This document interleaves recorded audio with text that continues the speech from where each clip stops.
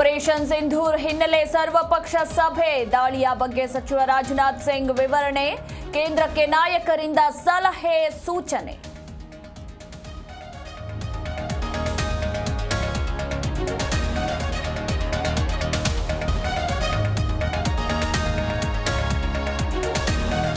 ವಾಯು ದಾಳಿಗೆ ಉಗ್ರ ನೆಲೆಗಳು, ಪೀಸ್ ಭಯೋತ್ಪಾದಕರ ಕಚೇರಿಗಳೆಲ್ಲ ಬಹುತೇಕ ಉಡೀಸ್, ಭೀಕರ ದೃಶ್ಯ ನೋಡಿ ಪಾಕಿಸ್ತಾನ ವಿಲವಿಲ.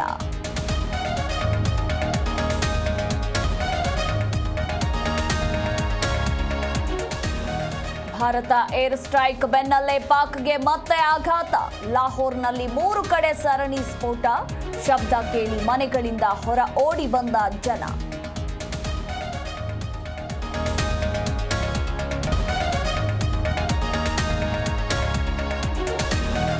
ಸೇನೆಗೆ ಶಕ್ತಿ ತುಂಬಲು ಪ್ರಾರ್ಥನೆ, ಮುಜರಾಯಿ ದೇವಾಲಯಗಳಲ್ಲಿ ನಡೆಯುತ್ತಿದೆ ವಿಶೇಷ ಪೂಜೆ, ಶತ್ರು ಸಂಹಾರಕ್ಕೆ ಎಲ್ಲೆಡೆ ಹೋಮ ಹವನ.